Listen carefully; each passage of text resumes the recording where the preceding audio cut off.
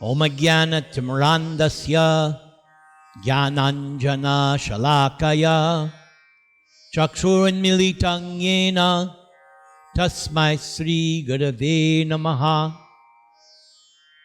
Nama Om Vishnu Padaya Krishna Preshtaya Bhutale Srimate Bhakti Vedanta Swamin Iti Namine Namaste Saraswati Deve Gauravani Pracharine Nirvishesha Shunyavadi Paschatya Deshatarine Trinadapi Sunichena Tarar Iva Sahishnuna Amanina Manadena Kirtaniya Sadahari Harer Nama Harer Nama Harer Nama Vikivalam Kalo Nastiva Nastiva Nastiva Gatir Anyata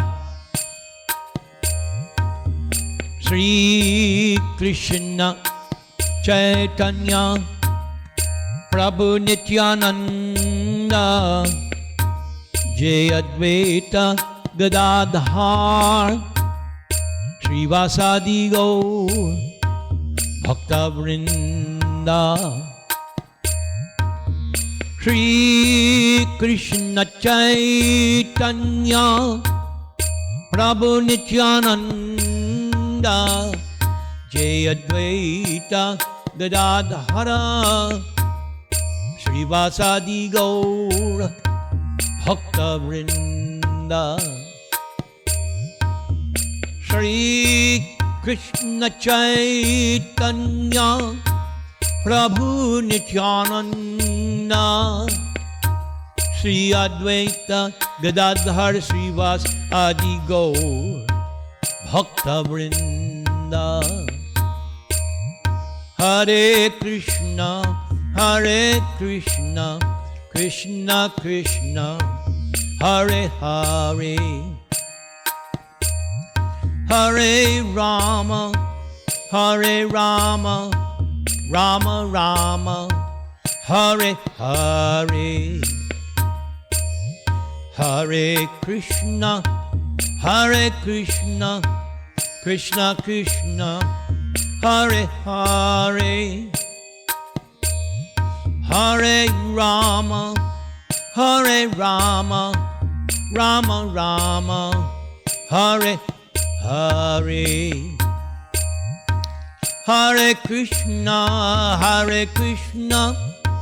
Krishna Krishna Hare Hare Hare Rama Rama Rama Hare Hare Haraye Namah Krishna Yadavaya Namaha Gopala Govinda Rama Shri Madhusudana Haraye Namah Krishna Yadavaya Namaha Gopala Govinda Ram Shri Madhusudana Haraye Namah Krishna Yadavaya Namaha Gopala Govinda Ram Shri Madhusudana Govinda Jaya Jaya Gopala Jaya Jaya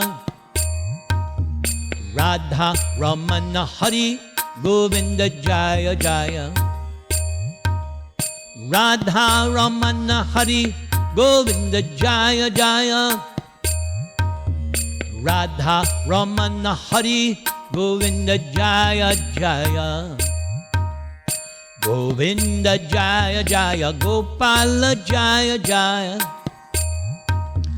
Radha Ramana Hari Govinda Jaya Jaya Radha Ramana Hari Govinda Jaya Jaya Govinda Jaya Jaya Gopala Jaya Jaya Radha Ramana Hari Govinda Jaya Jaya Radha Ramana Hari Govinda Jaya Jaya. Krishna Krishna Krishna Krishna Krishna Krishna Krishna Hey. Krishna Krishna Krishna Krishna Krishna Krishna Krishna Hey. Krishna Krishna Krishna Krishna Krishna Krishna Rakshama. Krishna Krishna Krishna Krishna Krishna Krishna Pahima. Rama Raghava Rama Raghava Rama Raghava Rakshama. Krishna Keshava Krishna Keshava Krishna Keshava Pahima. Rama Raghava Rama Raghava Rama Raghava Rakshama. Krishna Keshava Krishna Keshava Krishna Keshava Pahima. Jai Radha Madhava Kunja Bihari. Jaya Radha Madhava Kunja Bihari.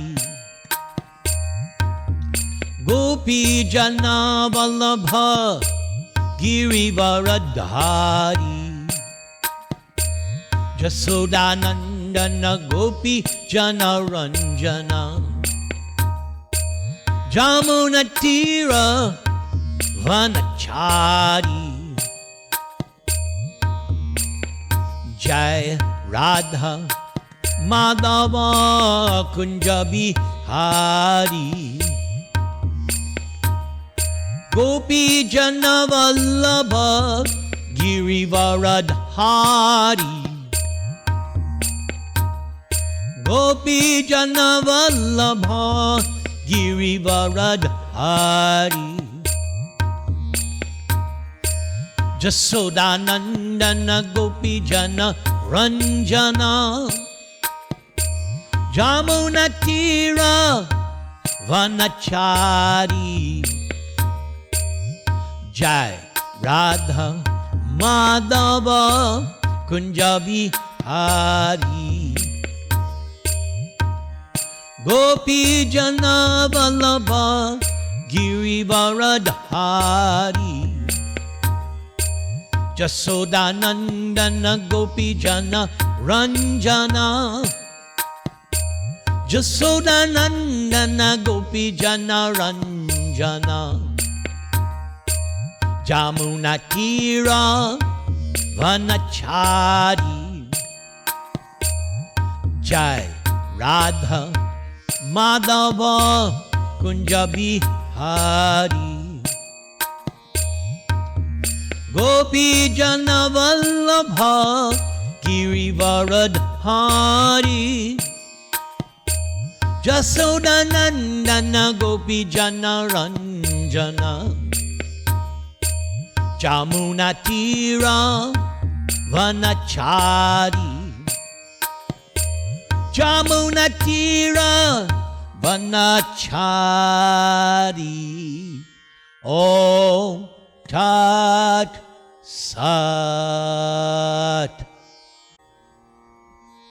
Om Namo Bhagavate Vasudevaya. Om Namo Bhagavate Vasudevaya. Om Namo Bhagavate Vasudevaya. Om Namo Bhagavate Vasudevaya. So where did we leave off?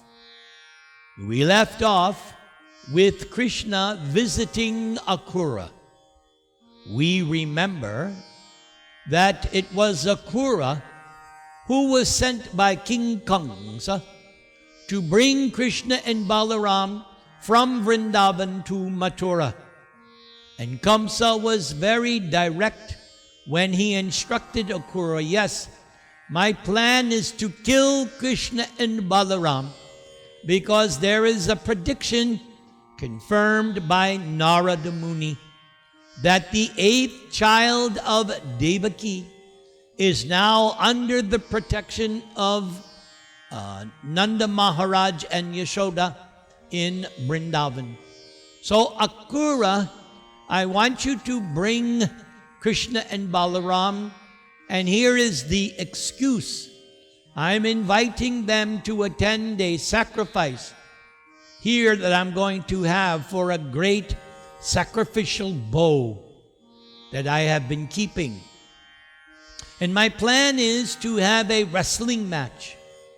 And I have devised various means by which Krishna and Balaram will be killed, either by the elephant Kubalaya Pida or by the great wrestlers Chanura and Mushtaka. So Akrura, I trust you. You kindly bring Krishna and Balaram. Akrura, even though sent on this sinful mission, took it as a great opportunity because although Akrura was forced to serve Kamsa, Akrura himself was a pure devotee of Krishna. And so by going to Vrindavan, this would give Akrura an opportunity to see his beloved Krishna and Balaram. And when Akrura brought Krishna and Balaram to the precincts of Mathura, Krishna and Balaram told Akrura that now he could let them off because they wanted to see the city. But Akrura said, no, Krishna, you must come to my home. I cannot just bring you here. You have to come to my home. So Krishna said, later I will visit your home. So we heard last week, Krishna finally fulfilled his promise and came to Akrura's house. And of course, Akrura washed the feet of Krishna and Balaram, and he and his family members took that holy water, sprinkled on their heads. And of course, Akrura, famous for his prayers, once again offered a stream of beautiful prayers to Krishna. And then, as we finished up last week, Krishna told Akrura that he required some service from Akrura. He said, Akrura, I have heard that Dhritarashtra is not really taking care of the Pandavas who are related to me. So I want you to confirm my suspicions and rumors that I have heard. You go there and give me a full report of how Dhritarashtra is taking care of the Pandavas. So that's where we pick up. Akrura studies King Dhritarashtra. We have 3 episodes today, so let's begin.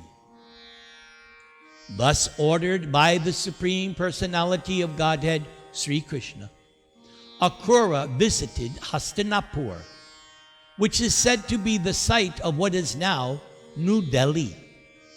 The part of New Delhi, still known as Indraprastha, is accepted by people in general as the old capital of the Pandavas. The very name Hastinapura suggests that there were many hastis or elephants. Because the Pandavas kept many elephants in their capital, it was called Hastinapur. Now, keeping elephants is very expensive. To keep many elephants, therefore, the kingdom must be very rich. And Hastinapur, as Akrura saw when he reached it, was full of elephants, horses, chariots, and other opulences. The kings of Hastinapur were taken to be the ruling kings of the whole world. Their fame was widely spread throughout the entire kingdom, and their administration was conducted under the good counsel of learned brahmanas. After seeing the very opulent capital city, Akrura met King Dhritarashtra. Akrura also saw grandfather Bhishma sitting with Dhritarashtra. And after meeting them, Akrura went to see Vidura and then Kunti Devi. One after another, Akrura saw King Bhalika and his son Somadatta, Drona Acharya, Kripa Acharya, Karna, and Suyodhana, which is another name of Duryodhana. Then Akrura saw the son of Drona Acharya, Ashvatthama, as well as the 5 Pandava brothers and other friends and relatives living in the city. All those who met Akrura, who is known as the son of Gandhini, were very much pleased to receive Akrura and inquire about the welfare of their respective relatives. Akrura was offered a good seat at all of his receptions, and Akrura in turn inquired all about the welfare and activities of his relatives. Since Akrura was deputed by Lord Krishna to visit Hastinapur, it is understood that Akrura must have been very intelligent in studying a diplomatic situation. Dhritarashtra was unlawfully occupying the throne after the death of King Pandu, despite the presence of Pandu's sons. Akrura could understand very well that ill-motivated Dhritarashtra was much inclined in favor of his own sons. In fact, Dhritarashtra had already usurped the kingdom and was now intriguing to dispose of the 5 Pandava brothers. Akrura knew that all the sons of Dhritarashtra, headed by Duryodhana, were very crooked politicians. Dhritarashtra did not act in accordance with the good instructions given by Bhishma and Vidura. Instead, Dhritarashtra was being conducted by the ill instructions of such persons as Karna and Shukuni. Akrura decided to stay in Hastinapur for a few months just to study the whole political situation. Gradually, Akrura learned from Kunti and Vidura that the sons of Dhritarashtra were intolerant and envious of the 5 Pandava brothers because of the Pandavas' extraordinary learning in military science and their greatly developed bodily strength. The Pandavas acted as truly chivalrous heroes. The Pandavas exhibited all good qualities of the Kshatriyas, and the Pandavas were very responsible princes, for they were always thinking of the welfare of the citizens. Akrura also learned that the envious sons of Dhritarashtra had already tried to kill the Pandavas by poisoning them. Hare Krishna, Krishna Krishna, Hare Hare, Hare Rama, Rama Rama, Hare Hare. This episode is entitled Prayers by Queen Kunti. Akrura happened to be one of the cousins of Kunti Devi, and therefore after meeting him, Kunti began to inquire about her paternal relatives. Thinking of her birthplace, she began to cry. Kunti then asked Akrura whether her father, mother, brothers, sisters, and other friends at home still remembered her. Kunti especially inquired about Krishna and Balaram, her glorious nephews. Kunti said, "Oh, my dear Akruraji, does Krishna, the Supreme Personality of Godhead, who is most affectionate to his devotees, does Krishna remember my sons? And does Balaram remember us?" Inside herself, Kunti felt just like a she-deer in the midst of tigers. And actually, her position was just like that. For after the death of her husband, King Pandu, Kunti was supposed to take care of her 5 children, the Pandavas. But the sons of Dhritarashtra were always planning to kill the Pandavas. Kunti was certainly living like a poor innocent animal in the midst of several tigers. But being a devotee of Lord Krishna, Kunti always thought of Krishna and was expecting that one day Krishna would come and save them from their dangerous position. Kunti inquired from Makrura whether Krishna proposed to come to advise the fatherless Pandavas how to get free of the intrigues of Dhritarashtra and his sons. Talking with Akrura about all these affairs, Kunti felt herself helpless and she exclaimed, "Krishna, Krishna, Mahayogin, Vishvatman, Vishvabhavana, Prapanang Pahi Govinda, Shishubhish Chavasidatim." Oh, my dear Krishna, you are the supreme mystic. You are the super soul of the whole universe. And you are the real well-wisher of the entire cosmic manifestation. My dear Govinda, at this time you are far away from me, and yet I pray to surrender unto your lotus feet. I am now grief-stricken along with my 5 fatherless sons.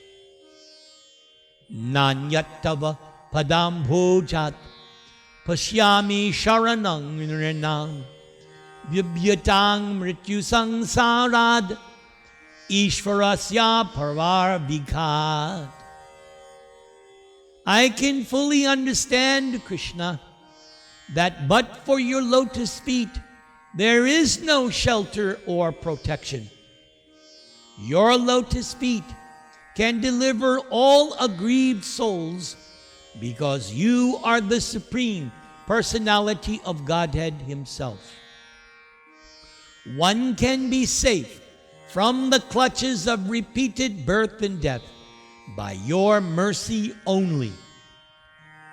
Nama Krishnaya Shuddhaya Brahmane Paramatmane Yogeshwaraya Yogaya Twamahang Sharanangata.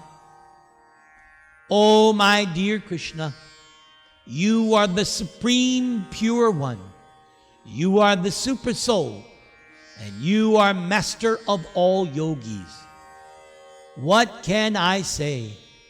I can simply offer my respectful obeisances unto you.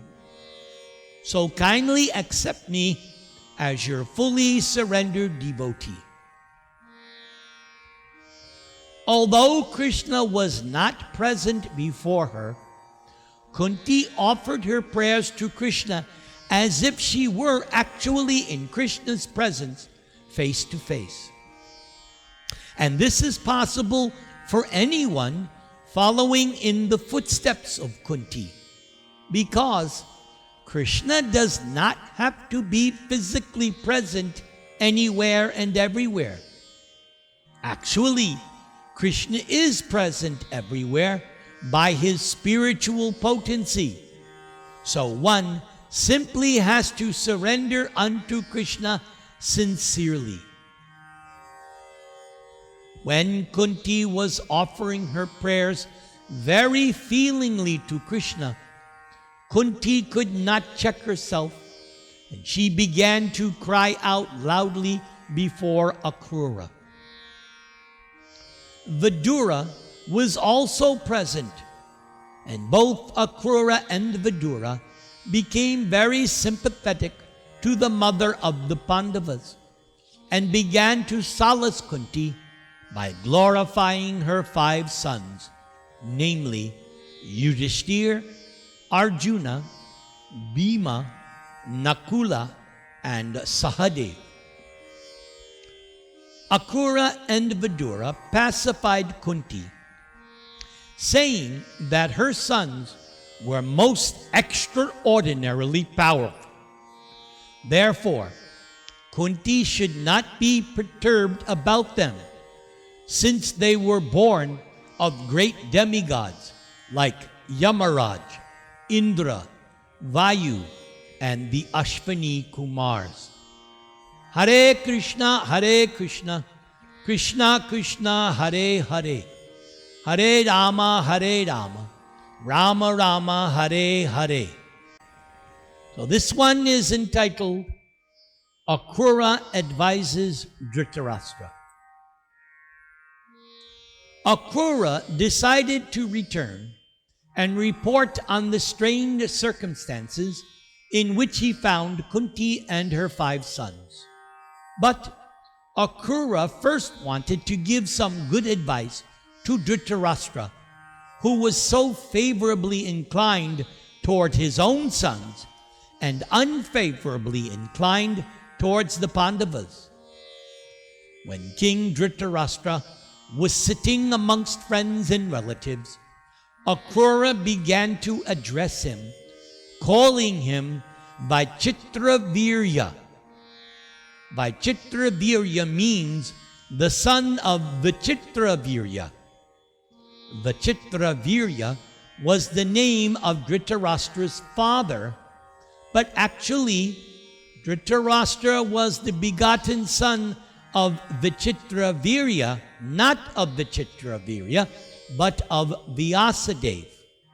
I better repeat that. Vichitravirya means the son of Vichitravirya.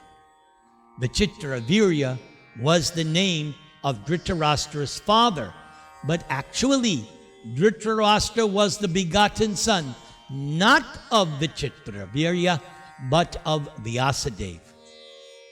Formerly, it was the system that if a man were unable to beget a child, his brother could beget a child in the womb of his wife. This was technically called Devarena Sutotpati. But this system is now forbidden in this age of Kali, as we learn from the teachings of Lord Chaitanya, when he pointed out that there were 5 previously religious acts which are now not permissible in this fallen age of Kali. Akrura called Dhritarashtra Vichitravirya sarcastically, because Dhritarashtra was not actually begotten by his father. Dhritarashtra instead was the son of Vyasadeva, as was Pandu and also Vidura. When a child was begotten in the wife by the husband's brother, the child was claimed by the husband. But of course, the child was not begotten by the husband. So this sarcastic remark pointed out that Dhritarashtra was falsely claiming the throne on hereditary grounds. Actually, Pandu had been the rightful king, and in the presence of Pandu's sons, the Pandavas, Dhritarashtra should not have occupied the throne. Akrura thus said, O my dear son of Vichitravirya, you have unlawfully usurped the throne of the Pandavas. Now anyway, somehow or other, you are now on the throne. Therefore, I beg to advise you, please rule the kingdom on moral and ethical principles. If you do so, and try to please all your subjects equally in that way, then your name and fame will be perpetual. Akrura hinted that although Dhritarashtra was ill-treating his nephews, the Pandavas at the same time happened to be his subjects. Akrura then said, even if you treat the Pandavas not as the owners of the throne, but only as your subjects, then you should impartially think of the Pandavas' welfare as though they were your own sons. But if you do not follow this principle and act in just the opposite way, you will become unpopular among your subjects, and in the next life, you will have to live in a hellish condition. I therefore hope that you will treat your sons and the sons of Pandu equally.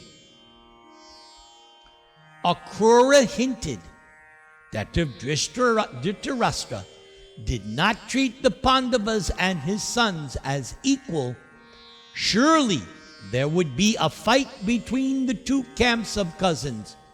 And since the cause of the Pandavas was just, they would come out victorious, and the sons of Dhritarashtra would eventually all be killed. This was a sort of prophecy told by Akrura to Dhritarashtra. Akrura then further advised Dhritarashtra, in this material world, no one can remain an eternal companion to another. For only by chance do we assemble together in a family, society, community, or nation.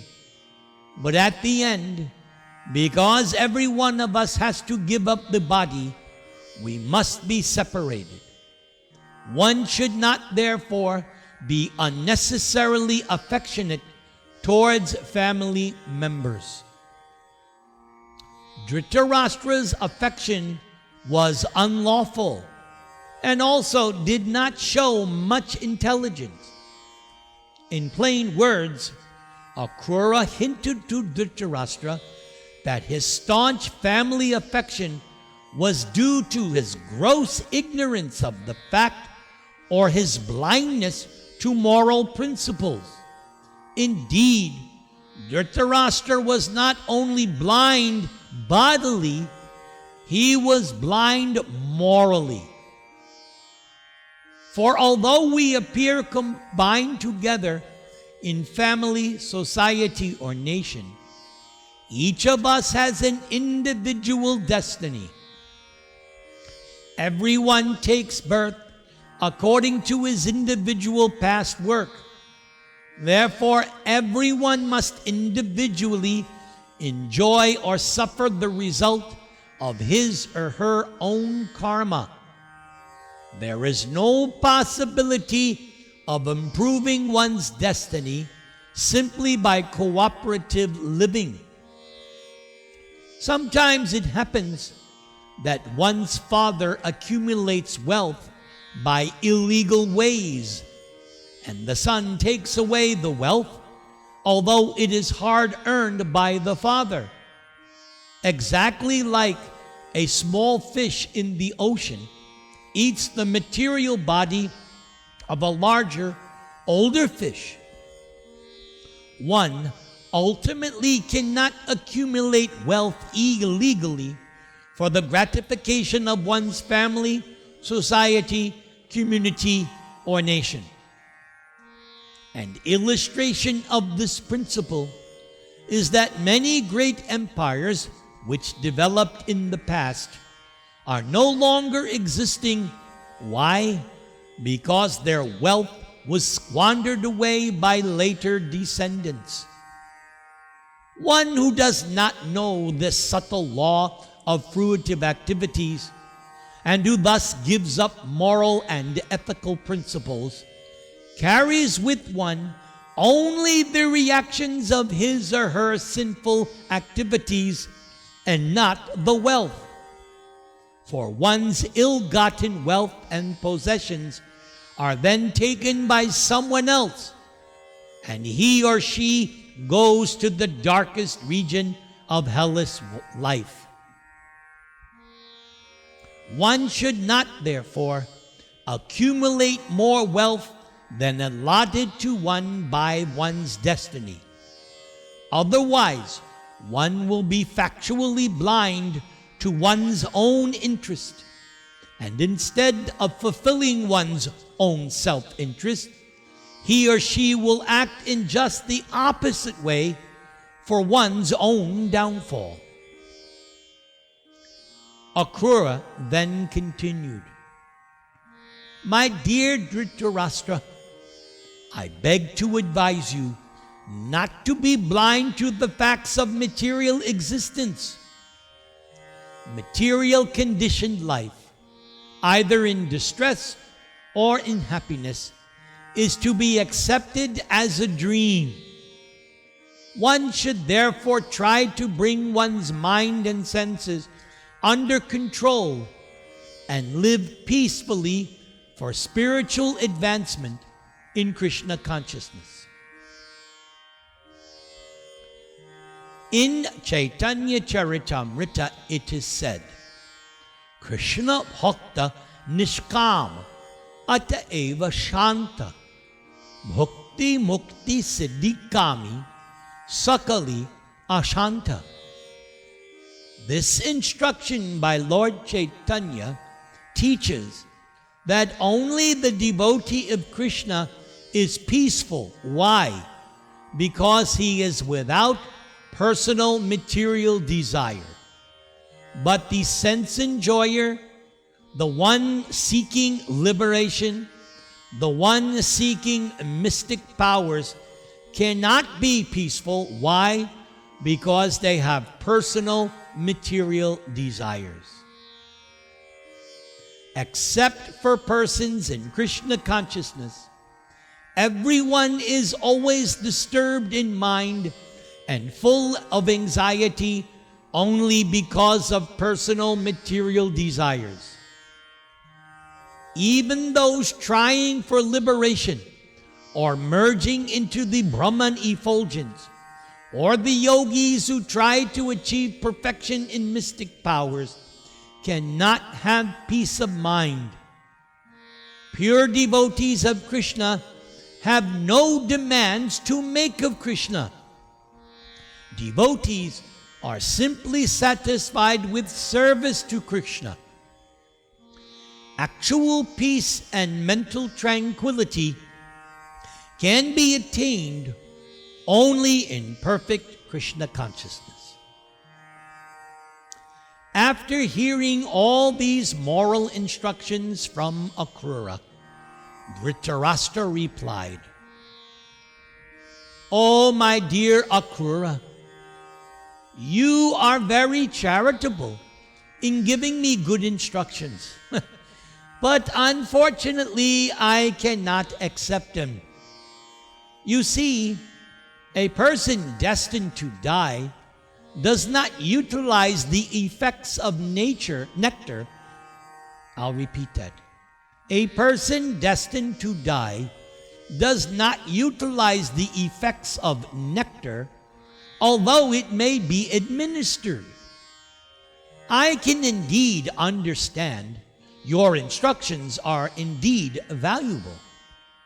Unfortunately, they do not stay in my flickering mind, just as the glittering lightning in the sky does not stay fixed in a cloud.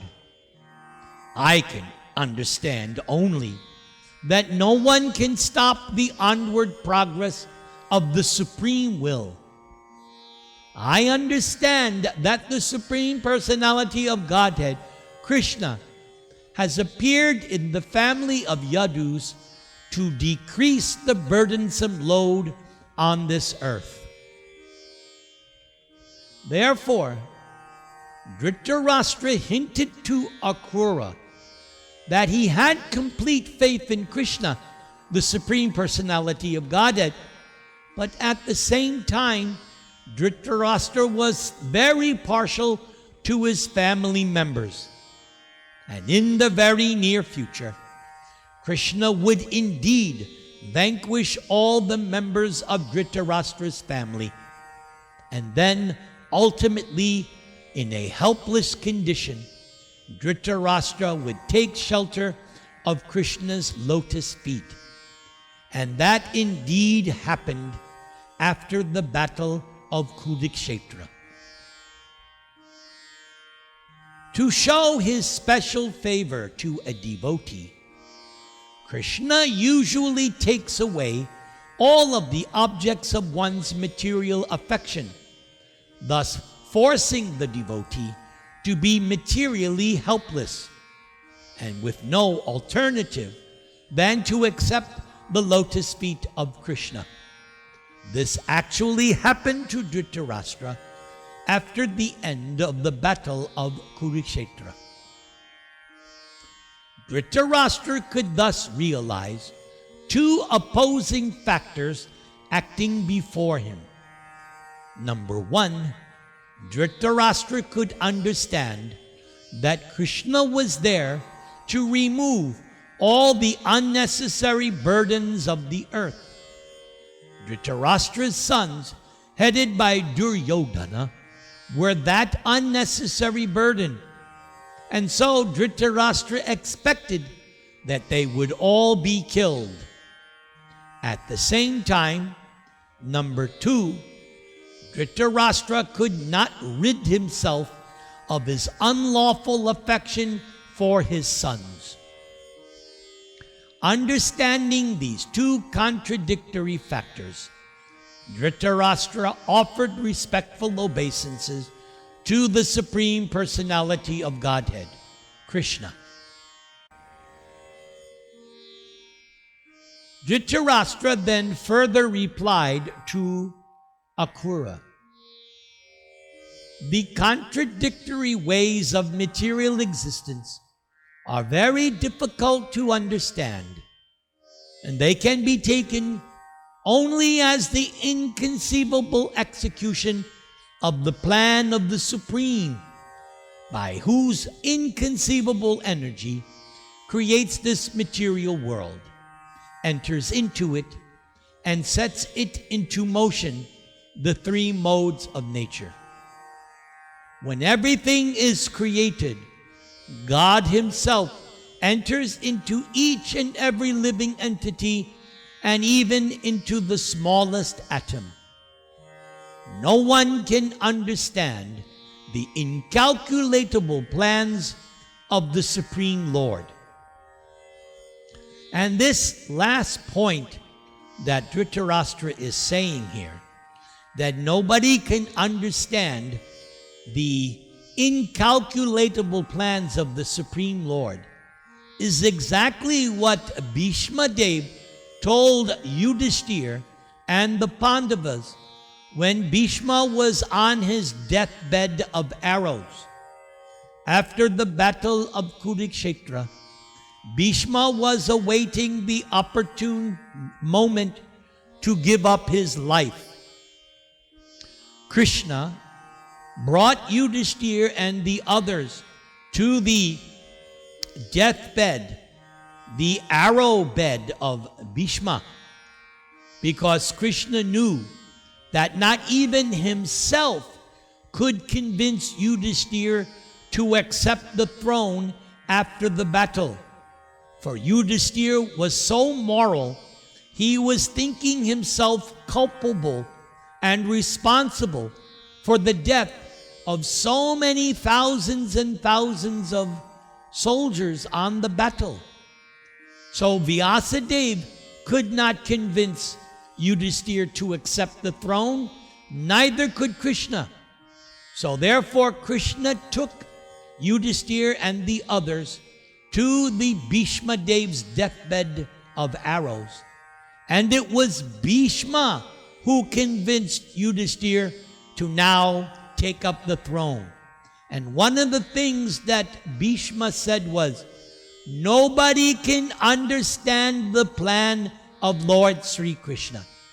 Even though one may be a great mystic, a great yogi, a great philosopher, no, nobody can understand the plan of Krishna. And therefore Bhishma convinced Yudhisthira, it is Krishna's desire, obviously it is Krishna's plan. This whole battle of Kurukshetra was simply a chessboard set up by Krishna so that you, Yudhisthira, would rule the world. That was now obvious to Bhishma, that was Krishna's intention.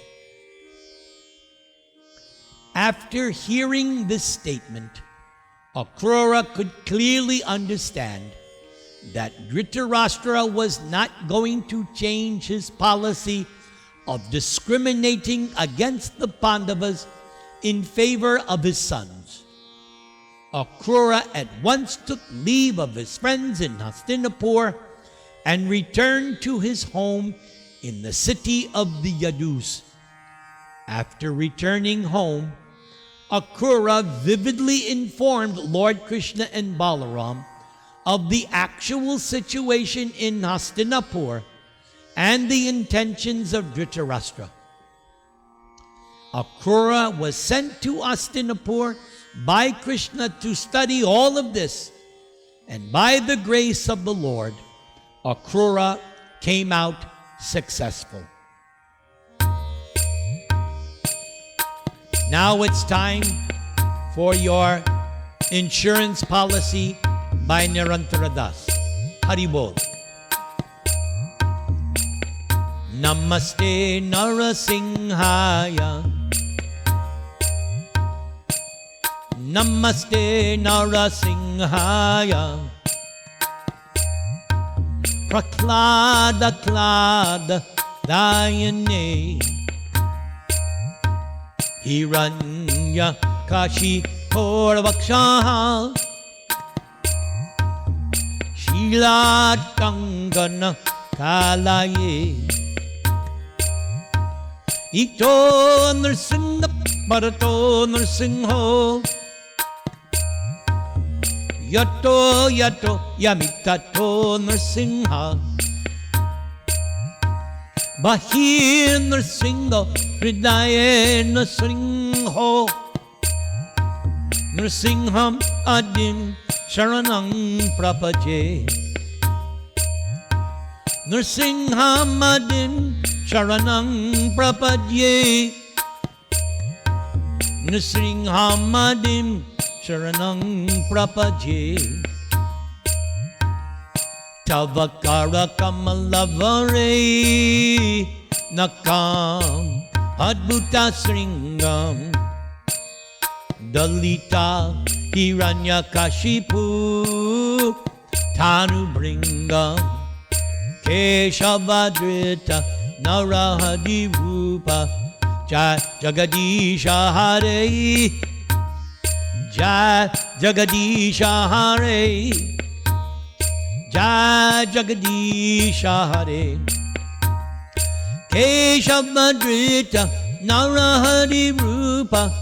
Jai Jagadisha Hare. Jai Jagadisha Hare. Jai Jagadisha Hare. Jai Jagadisha Hare. Jai Jagadisha Hare. Hare. Jai Jagadisha Hare. Hare Krishna. Hare Krishna. Krishna Krishna. Hare Hare. Hare Rama. Hare Rama. Rama Rama. Hare Hare. Om Tat Sat.